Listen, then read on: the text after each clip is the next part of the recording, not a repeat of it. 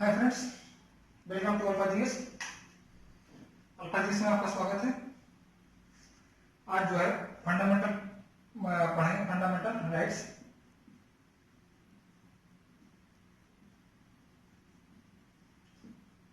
Fundamental rights fundamental rights का वर्णन 8/12 से 35 में किया गया। मौलिक अधिकार जिसका जो है पिछली क्लास में बता दिया गया है। 14 से 18 आर्ट जो है आर्ट 14 से 18 तक का वर्णन जो है पिछले क्लास में कर दिया गया था।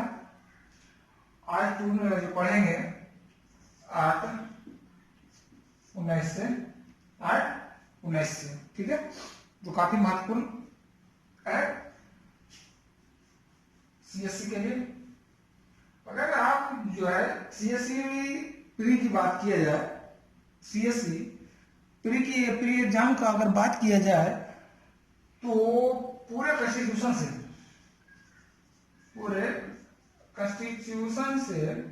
जो है 15 से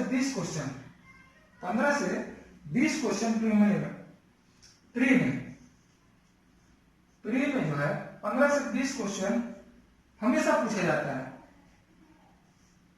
15 से 20 क्वेश्चन हमेशा ही पूछा जाता है, ठीक है। तो अगर क्या इसको प्री एग्जाम के मायने अगर रखा जाए, प्री एग्जाम के व्यू से अगर इसको देखा जाए तो कॉन्स्टिट्यूशन का कोई ऐसा पार्ट नहीं है, कॉन्स्टिट्यूशन का ऐसा कोई भी भाग नहीं है जो एग्जाम के दृष्टिकोण से महत्वपूर्ण न हो।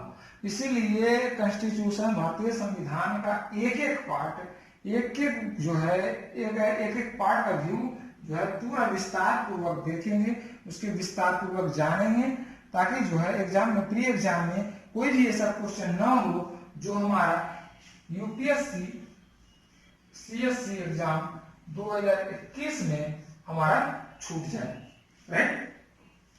इसलिए एग्जाम दृष्टिकोण से हमारे टारगेट क्या कर रहे हैं, सीएससी 2021, चाहे वो आप जो है कोई भी स्टेट सर्विस का ले लो, वो अपने अपने दृष्टिकोण से कौन सा कितना क्वेश्चन पूछता है। लेकिन जो है यूपीएससी सीएससी 2021 की बात करें, उसके लिए अभी टाइम है, लंबा समय। इसे लंबा समय भी क्या होता है, और सीट से एक बार जो है पूरा पढ़ लेंगे, ताकि एग्जाम के समय में रिवीजन करने में हमें आसानी होगा और हमें कोई दिक्कत नहीं होगा प्री एग्जाम के लिए, ठीक है। तो आज जो है हम शुरू कर रहे हैं आर्ट अनुच्छेद 19, ठीक है। अनुच्छेद हमारा जो है भारतीय संविधान में 6 मौलिक अधिकार, 6 फंडामेंटल राइट्स दिए गए हैं, जिसमें कौन सा है, पहला हमारा क्या होता है, समता का अधिकार। अब जो आता है स्वतंत्रता का अधिकार, अब जो आता है स्वतंत्रता का अधिकार आता है अनुच्छेद 19। दूसरा हमारा है, दूसरा पढ़ है, पहला समता का अधिकार पढ़ लिए थे, स्वतंत्रता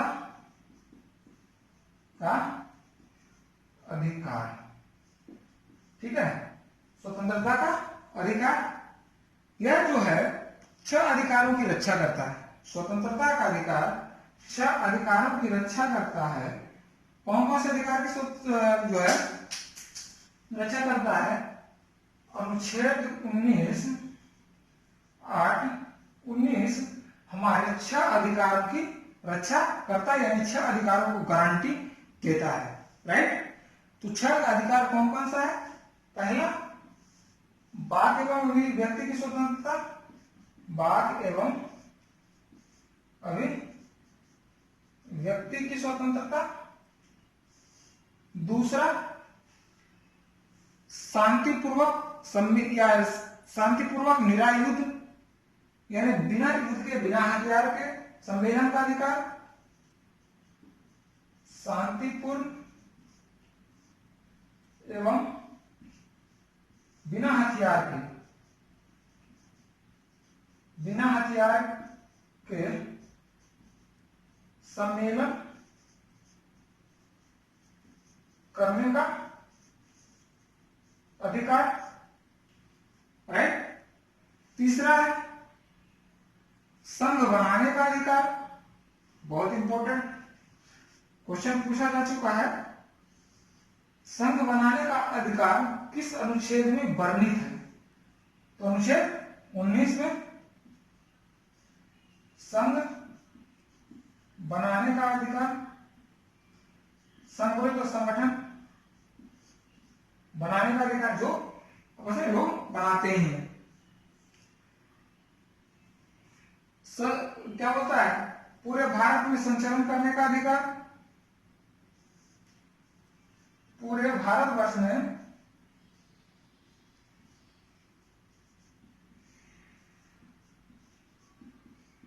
संचरण करने का अधिकार यानी विचरण करने का अधिकार, घूमने का अधिकार, ठीक है। उसके बाद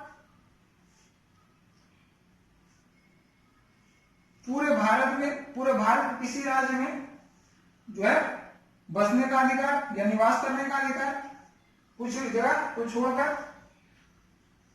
पूरे भारत में बसने का अधिकार,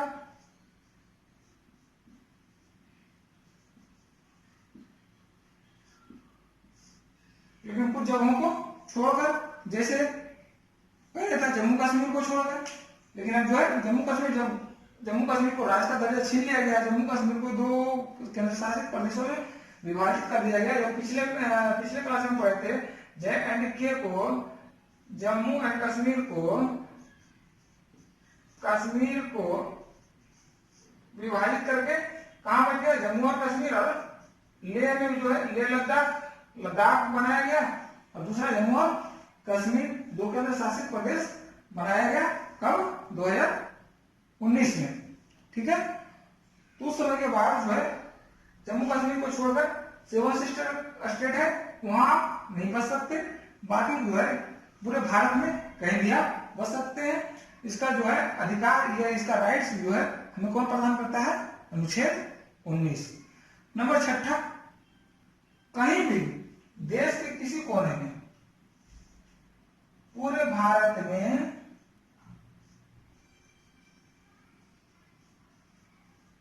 व्यापार करने का अधिकार, व्यापार या व्यवसाय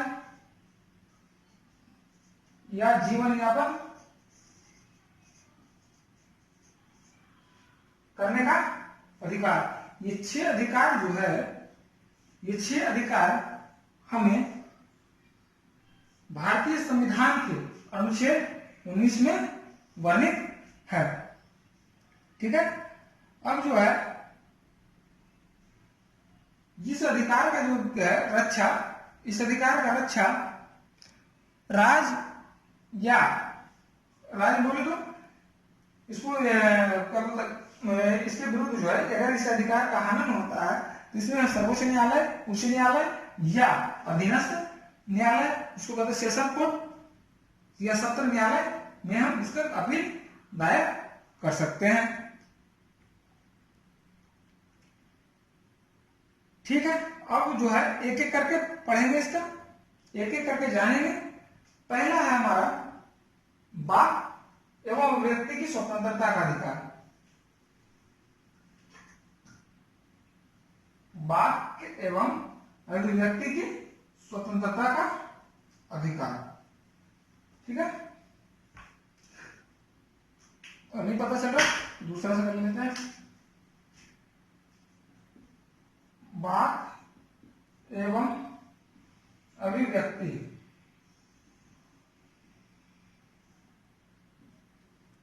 वाक एवं अभिव्यक्ति की स्वतंत्रता का अधिकार, वाक्य एवं अभिव्यक्ति की स्वतंत्रता का अधिकार, राइट। तो इसमें क्या है? वाक्य एवं अभिव्यक्ति का क्या है मतलब? वाक्य एवं अभिव्यक्ति की स्वतंत्रता का अधिकार का मतलब है कि व्यक्ति को पूर्णतः बोलने का अधिकार। बोलने का अधिकार का मतलब ये नहीं है कि किसी को गाली देने का अधिकार हो, किसी को मतलब कुछ बोलने का, आप शब्द बोलने का अधिकार, ये अधिकार नहीं देता। बोलने का अधिकार देता है कि किसी के विरुद्ध हमारे विरुद्ध अन्याय हो रहा है उसके प्रति हमें बोलने का अधिकार प्रदान करता है। हमें जो है अपने व्यक्ति का दर्शाने का पूर्णतः स्वतंत्रता है। हमें विश्वास एवं जो है अगर कोई हमें अभियोग लगाता है तो उसके विरुद्ध जो है बोलने का जो है पूर्णतः हमें अधिकार है। उच्चतम न्यायालय ने वाक एवं अभिव्यक्ति की स्वतंत्रता को कई भागों में विभाजित किया है, जिसको हम एक एक करके देखेंगे। तो है उच्चतम न्यायालय। उच्चतम न्यायालय का मतलब है सर्वोच्च न्यायालय, जिसको कहते हैं सर्वोच्च।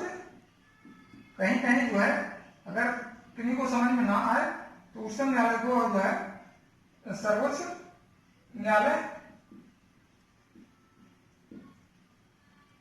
सर्वोच्च न्यायालय के रूप में हम अगर बोलेंगे तो उच्चतम न्यायालय ही कहलाएगा। ठीक है, सर्वोच्च न्यायालय।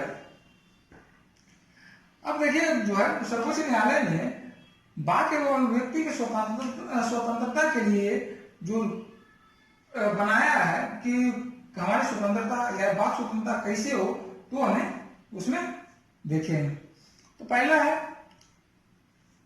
अपने या किसी अन्य विचारों को, अपने या किसी अन्य विचारों को प्रसारित करने का अधिकार।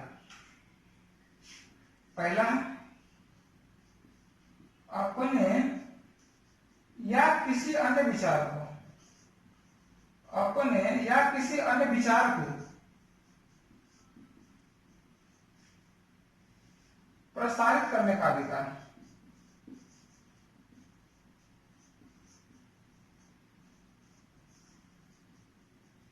ठीक है, इसको इसमें सभी जो है जानते हैं कि हमारा अपना विचार कैसे प्रसारित करते हैं।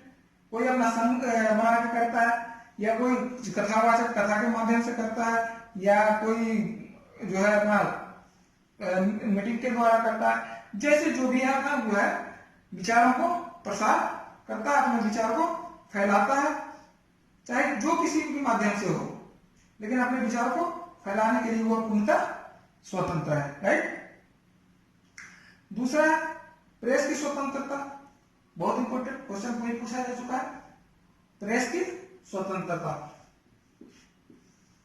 दूसरा प्रेस की स्वतंत्रता। ठीक है, प्रेस की स्वतंत्रता, प्रेस की स्वतंत्रता का अधिकार क्वेश्चन भी पूछा जा चुका है कि प्रेस की स्वतंत्रता अधिकार किसमें है? अनुच्छेद 19 में है।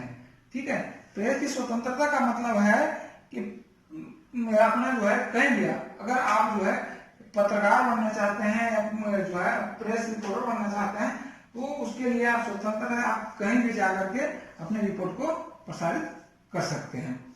ठीक है। तीसरा व्यवसायिक विज्ञापन की स्वतंत्रता। व्यवसायिक विज्ञापन की स्वतंत्रता। ठीक है, व्यवसायिक विज्ञापन की स्वतंत्रता, जिसे हम देखते हैं कि कोई कोचिंग सेंटर है, कोई ट्यूशन सेंटर है, तो अपना जो है विज्ञापन देता है, अपने होर्डिंग लगाते हैं, या स्कूल वाले है तो होर्डिंग लगाता है, दुकान है दुकानदार है होर्डिंग लगाता है, या कोई कंपनी वाला है जैसे माई लक्स का साउंड टीवी पे आता है, लक्स, निर्मा और सारा डिटोल सारे का आता है, तो उसके लिए वो स्वतंत्र है। ये किसने है वर्णित? अनुच्छेद 19 में वर्णित है। हम किसका पढ़ रहे हैं? हम पढ़ रहे हैं आज अभी जो पढ़ रहे हैं हम फंडामेंटल राइट में अनुच्छेद 19 को पढ़ रहे हैं। राइट, तो इस चीज को ध्यान रखेंगे। ये जो है सारी चीजों का वर्णन किसमें है? अनुच्छेद 19 में वर्णित किया गया है। उसके बाद फोन टैपिंग के विरुद्ध अधिकार। नंबर चौथा है फोन टैपिंग के विरुद्ध अधिकार।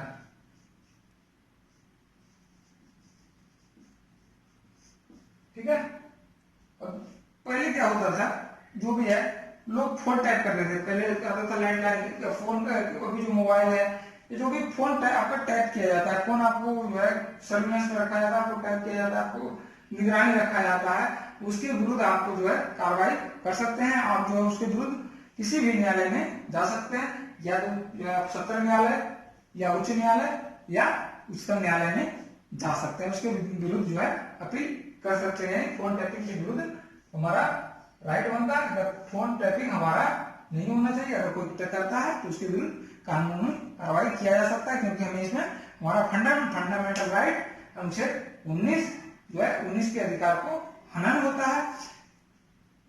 यानी किसी भी हालत में फोन टैपिंग का जो है नहीं हो सकता, किसी भी हालत में फोन टैपिंग नहीं हो सकता है। उसके बाद जो है आगे देखें, कितना नंबर हो गया? 4। अगला 5वां है। 5वां में क्या हो सकता है?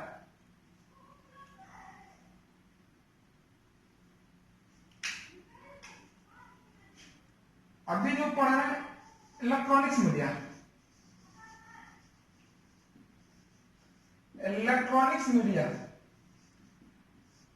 मीडिया के तहत हम जो है इलेक्ट्रॉनिक्स मीडिया के द्वारा अपना प्रचार प्रसार कर सकते हैं। अर्थात सरकार का जो है इलेक्ट्रॉनिक मीडिया पर एकाधिकार नहीं है। जैसे होता था,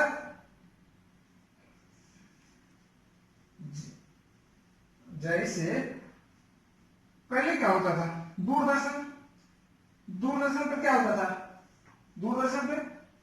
दूरदर्शन उसके अंतर्गत सरकार के अधीन होता था।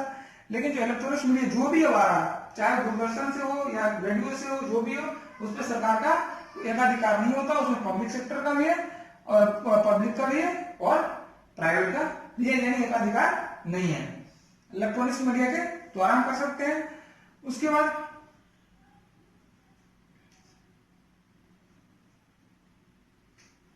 अगर छठा, किसी राजनीतिक दल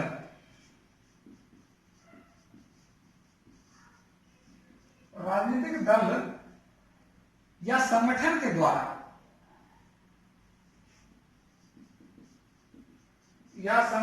द्वारा आयोजन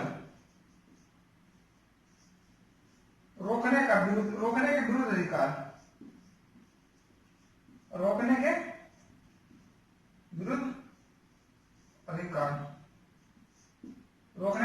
विरुद्ध अधिकार, किसी राजनीतिक दल, जैसे पहले जो है सिमी आया था, उसके और जो है बहुत सारे, अभी एबीवीपी वाला जो न्यूज पढ़े थे अभी दिल्ली वाला, अगर हमारा कोई राजनीतिक जो है, अगर हम किसी चीज को सम्मेलन को आयोजित कर रहे हैं, उसे किसी राजनीतिक दल या कोई संगठन का नाम नहीं ज्यादा बोलेंगे, कोई संगठन आगे हमें रोकता है, चाहे आतंकवादी संगठन हो या कोई प्राइवेट संगठन हो या कोई देश का कोई भी संगठन हो, हमारे आयोजन को नहीं रोक सकता है। अगर वो रोज रोकता है तो इसके विरुद्ध हम जो है सत्र न्यायालय, उच्च न्यायालय या सर्वोच्च न्यायालय में जा सकते हैं।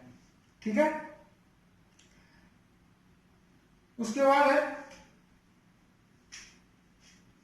सरकारी गतिविधि का अधिकार, सरकारी गतिविधि को जानने का अधिकार, सरकारी गतिविधि को जानने का अधिकार,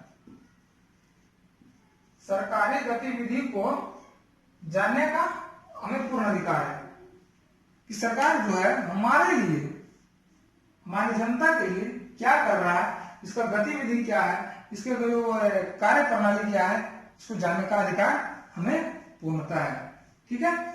उसके बाद हमें शांति का अधिकार, ये भी हमारा अधिकार है, शांति का अधिकार, शांति का अधिकार, हमारे शांति को कोई किसी के द्वारा भी भंग नहीं किया जा सकता है, चाहे वो राजनीतिक दल हो, कोई पुलिस हो या कोई प्रशासनिक गतिविधि से हमारे शांति को भंग नहीं किया जा सकता है। ठीक है। उसके बाद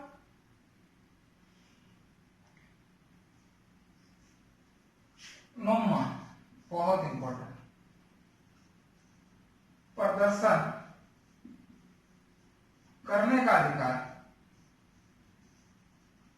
प्रदर्शन करने का अधिकार, बट इसमें हड़ताल करने का अधिकार,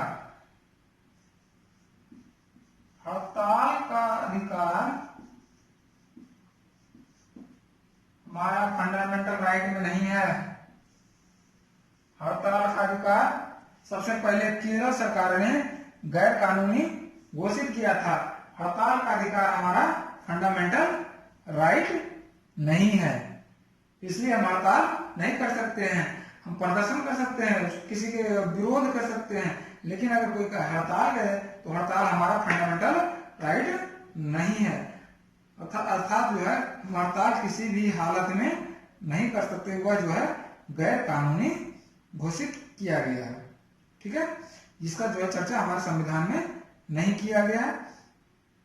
राइट, चलिए लिख लीजिए, अगर नहीं लिख पाए हैं तो लिख लीजिएगा, नहीं तो फिर आगे बढ़ते हैं। ठीक है,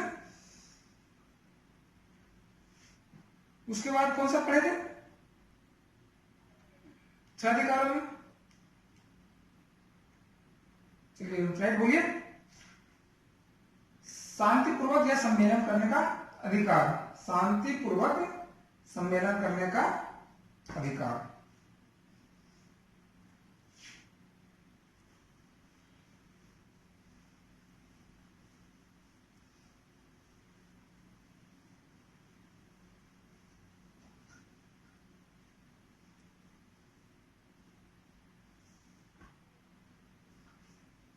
दूसरा है अनुच्छेद हमें 6 अधिकारों की रक्षा करता है।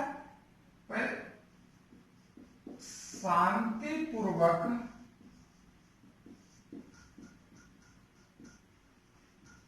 सम्मेलन करने का अधिकार।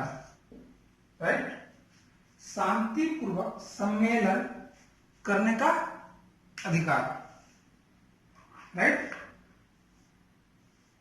इसमें क्या होता है? अगर शांतिपूर्वक सम्मेलन का मतलब क्या हुआ? अगर किसी नागरिक को या किसी संगठन के द्वारा बिना हथियार के शांतिपूर्वक अगर प्रदर्शन कर रहा है, शांतिपूर्वक किसी के खिलाफ, चाहे वो जो है केंद्र में स्थापित गवर्नमेंट के विरुद्ध ही क्यों ना हो, अगर वह बिना हथियार के हो और शांतिपूर्वक सम्मेलन कर रहा हो तो वह जो है वैध माना जाता है, उसके खिलाफ कोई कार्रवाई नहीं की जा सकती है। इसमें क्या, इसमें जो 2 आता है, एक जो आता है सार्वजनिक बैठक करने का, बैठक में भाग लेने का अधिकार एवं जो है प्रदर्शन करने का अधिकार। एक जो होता है बैठक करता है, एक बैठक बुलाता है, बैठक में आपका शांतिपूर्वक होना चाहिए। दूसरा है प्रदर्शन करना, प्रदर्शन करना, प्रदर्शन करना। अगर जो है, अगर बैठक और प्रदर्शन क्या होता है? बैठक जो है एक बंद कमरे या बंद स्थान में बुलाया जाता है, जबकि प्रदर्शन जो है खुले स्थान में किसी के विरुद्ध किया जा सकता है। इसका अधिकार हमें कौन प्रदान करता है? अनुच्छेद 19। यह जो है बैठक या प्रदर्शन किसी भी प्रदर्शन किसी के निजी भूमि पे नहीं किया जा सकता। यह जो है प्रदर्शन किसी के निजी भूमि पे नहीं किया जा सकता है। इसका जो है प्रदर्शन किसी के विरुद्ध जो है प्रदर्शन सिर्फ और सिर्फ सार्वजनिक भूमि पे किया जा सकता है, वो भी बिना हथियार के। ठीक है, आगे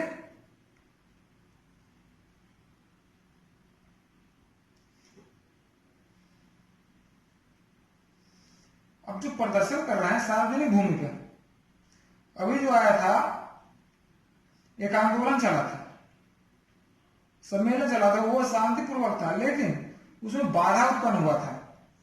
बताइए क्या, कौन सा आंदोलन जो चल रहा था बाधा उत्पन्न हुआ था, जिसमें देश को भारी जो है क्षति उठाना पड़ा आर्थिक रूप से? जाट आंदोलन। जाट आंदोलन का तो नाम सुने होंगे, जाट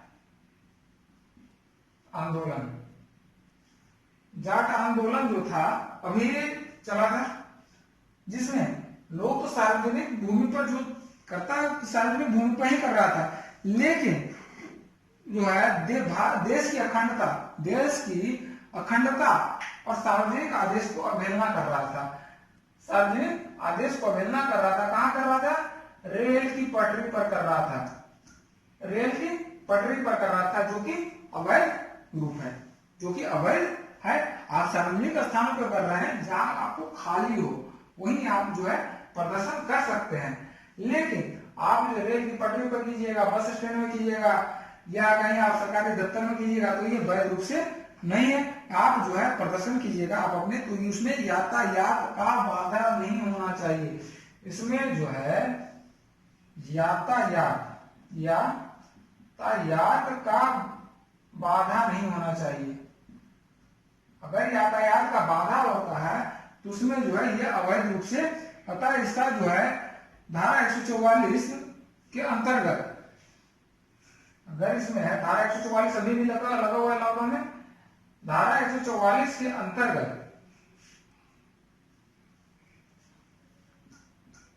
धारा 144 किसमें 1973 के अंतर्गत जो है न्यायाधीश किसी भी संगठन को प्रदर्शन को रोक सकता है। उसे लगे कि हमें जो है जान माल के नुकसान हो रहा है तो हम उस पर रोक लगा सकते हैं। ठीक है। उसके बाद आता है तीसरा कौन सा था? संगम या संघ बनाने का अधिकार, संगठन या संघ बनाने का अधिकार। चलिए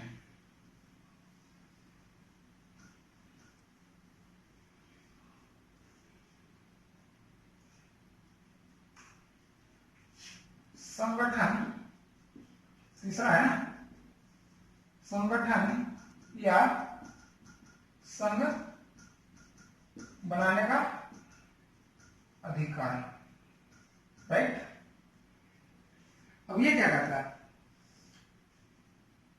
भारतीय संविधान भारत के सभी नागरिकों को, भारतीय संविधान भारत के सभी नागरिकों को यह शक्ति प्रदान करता है, यह अधिकार प्रदान करता है कि आप जो है अपनी इच्छा अनुसार, अपने सुविधा के अनुसार आप अपना संगठन, आप अपना संघ, आप अपना सहकारी समिति आदि बना सकते हैं, जिसके अंतर्गत आपका जो संगठन के अंतर्गत आप राजनीतिक पार्टी हो गया, राजनीतिक पार्टी, दूसरा कंपनी, कंपनी भी आपका संगठन बनाने का संगठन है, क्लब,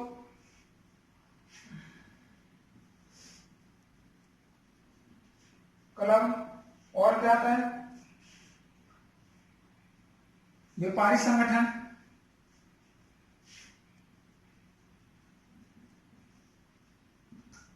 व्यापारी संगठन, मजदूर संगठन आदि बना सकते हैं। आप इसे अपने सुविधा अनुसार शामिल हो सकते हैं। इसके जो है ये सब चीजें जो है भारतीय संविधान आपको अनुच्छेद 19 के तहत पूर्णतः अधिकार प्रदान करता है।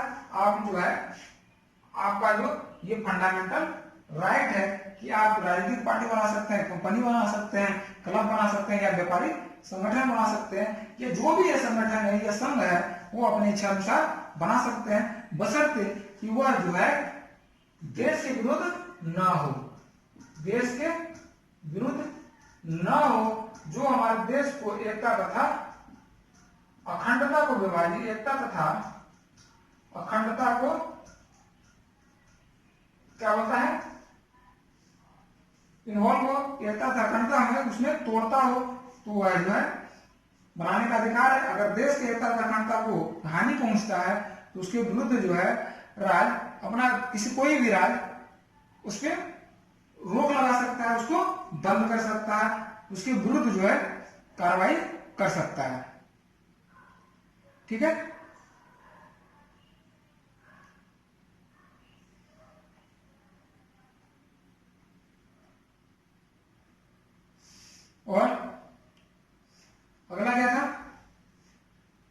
संचरण करने का अधिकार, संचरण का था ना,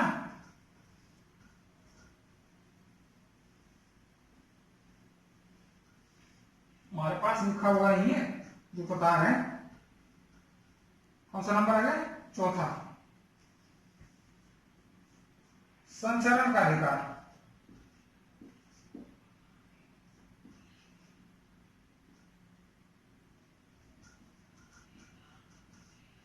संचरण का अधिकार का मतलब जो है भारत का संविधान प्रत्येक नागरिक को यह जो है स्वतंत्रता प्रदान करता है कि आप देश के किसी भी हिस्से में, देश के किसी भी हिस्से में बिना पासपोर्ट, बिना वीजा का विचरण कर सकते हैं, घूम सकते हैं, आ जा सकते हैं। तो क्या आप विदेश बिना पासपोर्ट के जा सकते हैं? नहीं जा सकते। अगर पासपोर्ट भी है तो आपको चाहिए वीजा, अगर वीजा लगेगा तभी आप बाहर जा सकते हैं, दूसरे मुल्क में जा सकते हैं। लेकिन जो है भारत के संविधान में भारत के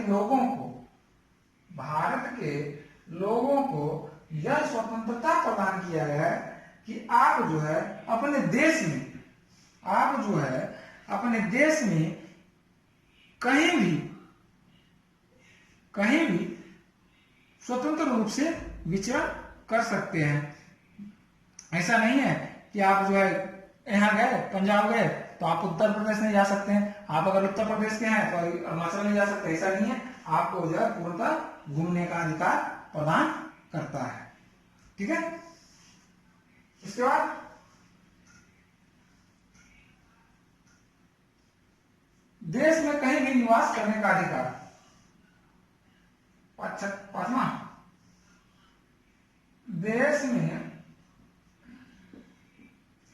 देश के किसी हिस्से में निवास करने का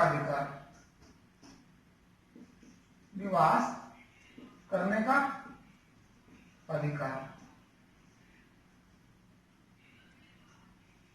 इसका मतलब क्या समझे? इसका मतलब है कि आप जो है देश के किसी हिस्से में, भारतीय नागरिक, यहां ध्यान दीजिएगा, भारतीय नागरिक देश के किसी भी हिस्से में बिना किसी रोक टोक के, बिना किसी की अनुमति के, बिना किसी के वीजा के जो है निवास कर सकता है, अपना घर बना सकता है, रह सकता है, आदि कर सकता है। यानी जो है हमें जितना अधिकार स्वतंत्रता प्रदान करता है।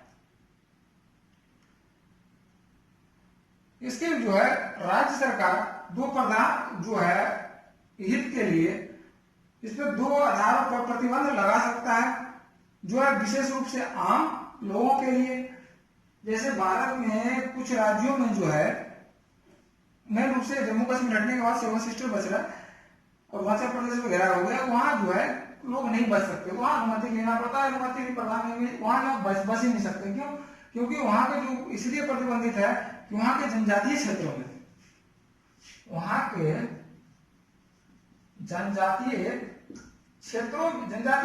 में बसने का अधिकार इसलिए नहीं दिया गया है कि वहां के लोग, उनकी संस्कृति और भाषा अलग है और वो अपनी संस्कृति और भाषा को छोड़ना नहीं चाहते हैं और जो है अपने संस्कृति और भाषा में किसी भी अन्य भाषाओं को समृद्ध नहीं होने देना चाहते हैं। इसलिए जो है बाहरी संस्कृति को वो अवहेलना करते हैं, बाहरी संस्कृति से दूर रहना चाहते हैं। इसीलिए भारत के कुछ राज्यों में जो है यह प्रतिबंधित किया गया है। ठीक है।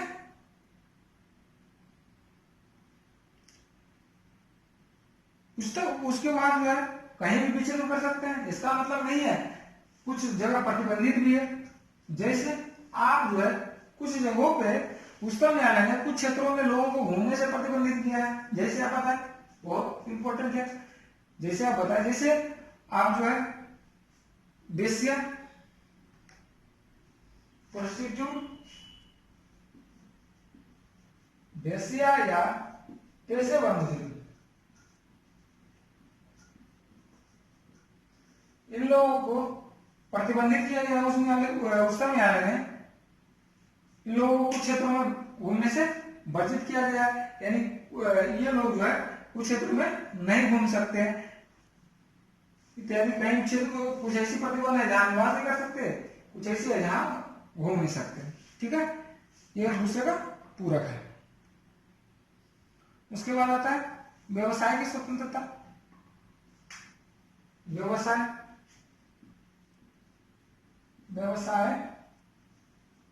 की स्वतंत्रता, व्यवसाय की स्वतंत्रता से आप लगभग समझते होंगे। आप सिविल सर्विस की तैयारी कर रहे हैं, व्यवसाय की स्वतंत्रता को आप जो है पूर्णतः अच्छी तरह से समझते हैं। यानी हमारा जो है अपने जीवन यापन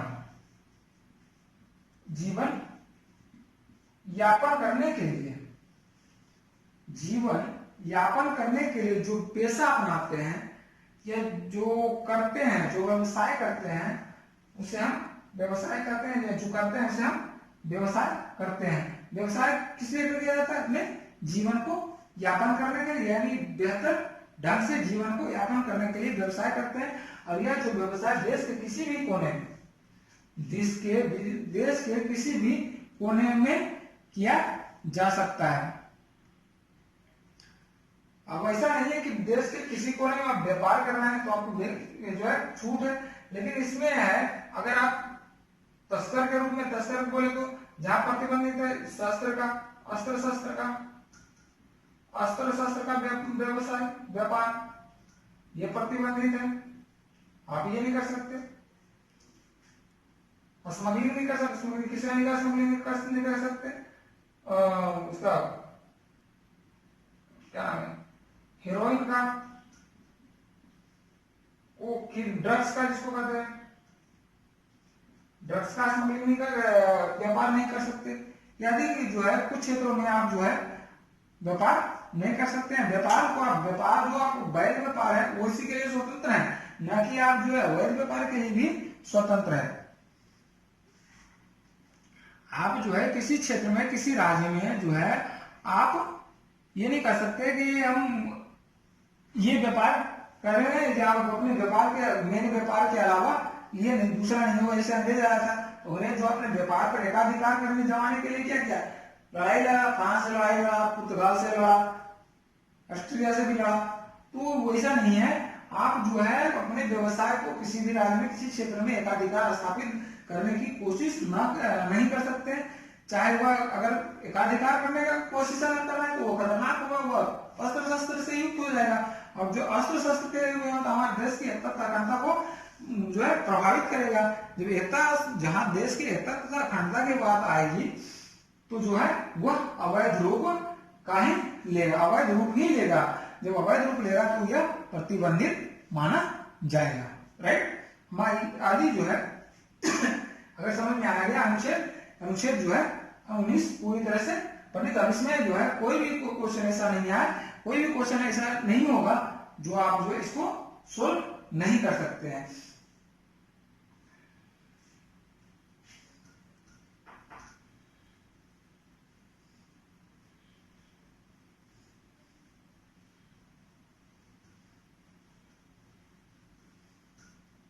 और कोई भी क्वेश्चन ऐसा लगे कि हम इसको सोल्व नहीं कर सकते तो ये बात जरूर आप बताइएगा। ठीक है, कोई भी ऐसा क्वेश्चन या ऐसा टॉपिक जो छूट गया हो भारतीय संविधान में, फंडामेंटल राइट्स में जो टॉपिक छूट गया है तो आप जरूर बताएं, तभी इस चीज को हम सोल्व कर पाएंगे। ठीक है, अब आता है अनुच्छेद 20। अब आता है 8-20। 8-20 क्या कहता है? अनुच्छेद 20 जो कहता है किसी भी व्यक्ति को अभियुक्त या दोषी करार दिया जाए। किसी भी व्यक्ति को अभियुक्त या व्यक्ति या अभियुक्त को, व्यक्ति नहीं लिखते हैं, व्यक्ति को दोषी करार दिया जाता है दोषी का करार दिया जाता है, चाहे वो नागरिक हो या विदेशी नागरिक हो, चाहे इसमें है दोनों, विदेशी भी हो या भारतीय हो, कोई भी हो। अनुच्छेद जो है 20 दोनों पे लागू होता है। अनुच्छेद 20 जो है दोनों पे लागू होता है। उसके विरुद्ध मनमाने अगर कोई दोषी करार दिया है या मनमाने ढंग से जो है दोषी करार दिया जाता है तो उसके विरुद्ध जो है अपील करने का अधिकार या मनमाने ढंग से मनमाने करने का जो है विरुद्ध संरक्षण, दोषी के विरुद्ध संरक्षण का अधिकार, विरुद्ध संरक्षण का अधिकार, राइट।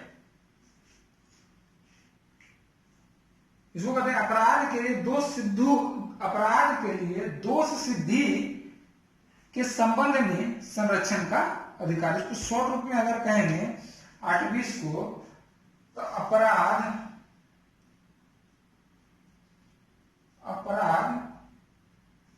के लिए दोष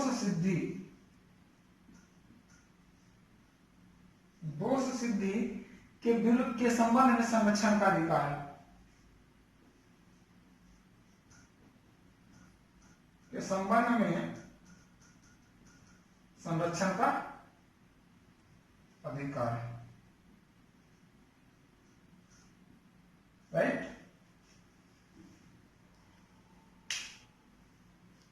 अब इसको कैसे जानेंगे? इसको अगर विस्तार से जानना चाहेंगे तो कैसे जानेंगे? इसको विस्तार से जानेंगे। पहले अगर कोई व्यक्ति को किसी भी व्यक्ति को किसी भी अपराध के लिए दोषी तब तक नहीं ठहराया जा सकता है जब तक कि उसने ऐसा करने का कार्य जो है अपराध के रूप में आरोपित न हो जाए, या जो है पूरा उसपे दोषारोपण के बाद वह दोष सिद्धि न हो जाए, तब तक वह अपराधी नहीं कहा जाएगा। उस पर जो है शक्ति तब तक हावी नहीं होगा जब तक जो है उस पर अपराध साबित न हो जाए। यानी जब तक चोर जो है किसी व्यक्ति को चोरी के आरोप में अगर पकड़ा जाता है, ध्यान रखिएगा, आरोप में पकड़ा जाता है तो उसे चोर तब तक नहीं कहेंगे, उस व्यक्ति को चोर तब तक नहीं कहेंगे जब तक कि कोई भी न्यायालय ये जो है साबित ना कर दे, कोई भी न्यायालय में यह साबित ना हो जाए कि चोरी वही क्या है। जैसे मान लिया ये व्यक्ति है, ये व्यक्ति चोरी के लिए पकड़ा गया, अभी जब तक जो है न्यायालय, जब तक कोर्ट ये साबित ना कर दे, कोर्ट में ये साबित ना हो जाए कि ये व्यक्ति ने ही चोरी की है, तब तक यह व्यक्ति को चोर नहीं कहा जा सकता है। यानी अपराध के लिए दोष सिद्धि जब तक हुआ इसके विरुद्ध जो है संरक्षण का अधिकार प्राप्त है। अब कोई अभी पकड़ा भी गया, जैसे मान लिया कोई चोरी में कोई नॉर्मल जो है पुलिस वाले क्या करते थे, नॉर्मल जो है जो सही आदमी रहता है उसी को पकड़ के ले जाते हैं और चोर छूट जाता है। लेकिन जो है अगर चोर छूट गया, जो है सही आदमी जो है अच्छा आदमी अगर पकड़ा जाता है तो उसको उसपे चोरी का इल्जाम तो लग गया, लेकिन उसने चोरी नहीं की। जब चोरी नहीं की तो उसको चोर नहीं कहेंगे, जब चोर उसको तभी कहेंगे जब चोरी या चोर तभी कहेंगे जब तक वह कोर्ट में साबित हो गया है कि चलो ये चोर है, इस पे चोरी का आरोप साबित हो जाता है। दूसरा है दोहरी क्षति। दोहरी क्षति से क्या समझेंगे? दोहरी क्षति किसी भी व्यक्ति को एक ही अपराध के लिए, किसी भी व्यक्ति को एक ही अपराध के लिए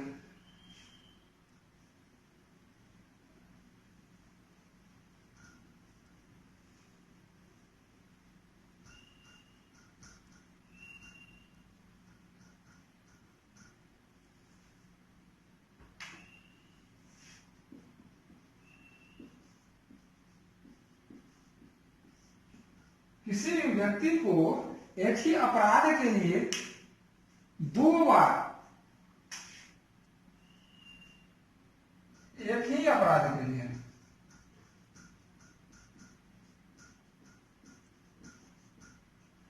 एक ही अपराध के लिए एक से अधिक बार दंडित नहीं किया जा सकता या अभियोजित नहीं किया जा सकता है। ठीक है, नहीं समझे? अगर कोई मर्डर करता है, नहीं करता है, अगर जो है 1 खून करे या 4 खून करे सजा उतना ही मिलेगा। यानी 1 मर्डर करे या 2 मर्डर या 4 मर्डर करे हमें सजा उतना ही मिलेगा। अर्थात जो है इसका कहने का तात्पर्य ये हुआ कि जो है अगर एक अपराध जो है चोरी करता है तो इसके लिए एक बार में जो है एक व्यक्ति को एक ही अपराध के लिए, एक ही तरह के अपराध के लिए अगर मान लीजिए 4 बार आप चोरी करता है तो उसको सजा क्या मिलता है? एक ही बार की चोरी के लिए सजा मिलता है। ठीक है, और उसके बाद किसी भी अपराध के लिए अभियुक्त को या जिसमें आरोपित होता है अभियुक्त को किसी व्यक्ति को स्वयं के विरुद्ध साक्षी होने के लिए बाध्य नहीं किया जा सकता है, जिसको कहा जाता है स्व अभिशंसन, जिसको कहा जाता है स्व अभिशंसन, स्व अभिशंसन, जिसमें कहा जाता है कि आप जो है स्वयं के विरुद्ध साक्षी, स्वयं के विरुद्ध साक्षी, बहुत जाना पहचाना शब्द है, लग रहा है कि नहीं जाना पहचाना नहीं है, लेकिन बहुत जाना पहचाना शब्द है। पुलिस वाले जो है क्या करते हैं, साइन करवाते हैं, जिसमें कहता है कि स्टेटमेंट दे दिया, ये अपने स्टेटमेंट अपने विरुद्ध जो है स्टेटमेंट देने के लिए, तो अपने विरुद्ध जो है साक्षी, अपने विरुद्ध को विरुद्ध विटनेस बनने के लिए जो है अपने विरुद्ध जो है साक्षी होने के लिए, विटनेस बनने के लिए उसको बाध्य नहीं किया जाता है। किसी भी पुलिस वाले जो है उसको मार के पीट करके उनके जो अपराध को कबूल करवा लेता है, जो कि गलत है, कोर्ट भी उसको मना करता है, अर्थात उसके विरुद्ध जो है स्व अभिशंसन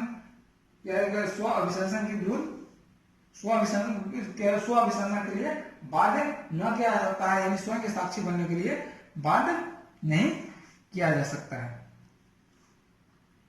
राइट, अच्छा एक चीज और है, यह जो है अनुच्छेद 20 और 21, आर्ट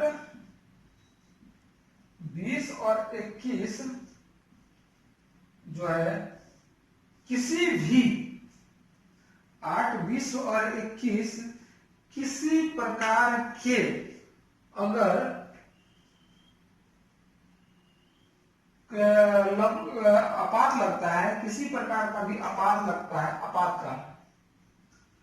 आपात लगता है तो 8, 20 और 21 जो है वह लागू क्या होता है, वह निरस्त नहीं किया जा सकता। किसी भी स्थिति में अनुच्छेद 20 और 21 को निरस्त नहीं किया जा सकता है, क्योंकि अनुच्छेद 20 हमारे उसके अपराध दोष सिद्धि के संरक्षण के विरुद्ध अधिकार है, संरक्षण का अधिकार है, जो और अनुच्छेद 21 जो है प्राण एवं दैहिक स्वतंत्रता का अधिकार प्रदान करता है। अगर ये दोनों अधिकार जो है काफी महत्वपूर्ण है, किसी भी व्यक्ति को जो है स्वतंत्र ये जो है राइट प्रदान करता है, या इस जो राइट है वह किसी भी आपातकाल के दौरान नष्ट नहीं किया जा सकता, चाहे वह राष्ट्रीय आपात हो या घरेलू आपात हो, या फिर क्या धारा 144 लगाओ, या फिर राष्ट्रपति शासन लगाओ, लेकिन आपको जो है अनुच्छेद 20 और 21 नहीं निरस्त किया जा सकता है। ठीक है, निरस्त नहीं किया जा सकता है। अब जो है आगे पढ़ेंगे अनुच्छेद 21, यानी जो है फंडामेंटल राइट्स का इसलिए इतना जोर दे रहा है क्योंकि इसमें क्वेश्चन हर एग्जाम में, ये नहीं है कि सिविल सर्विस का ही करें, हर एग्जाम में पूछता है। एक क्वेश्चन तो है, कोई भी एग्जाम एक दो क्वेश्चन तो पूछता है, चाहे वो सिविल सर्विस हो, क्या होगा, कोई भी स्टेट कमीशन का हो, या फिर आपको एयरफोर्स का भी एक आध एयरफोर्स में पूछता है, एनडीए का भी तो 2-4 क्वेश्चन एनडीए में भी डाल देता है। यहाँ तक एनडीए में फंडामेंटल राइट्स के इंटरव्यू में कोई क्वेश्चन पूछा जा चुका है। एनडीए में फंडामेंटल राइट्स से क्वेश्चन पूछा जा चुका है, इंटरव्यू में क्वेश्चन इसका पूछा जा चुका है। तो इसलिए जो है फंडामेंटल राइट्स के एक एक पॉइंट पर हम जोर देकर बात कर रहे हैं। यानी फंडामेंटल में कोई ऐसा क्वेश्चन या कोई ऐसा टॉपिक नहीं बचे जो हम इसको सोल्व नहीं कर सकते, हम इसका जो है आंसर नहीं दे सकते। तो फंडामेंटल राइट को एक एक पॉइंट को पढ़ेंगे, अगर कोई छूट जाता है तो आप हमें जरूर बताएंगे। ठीक है।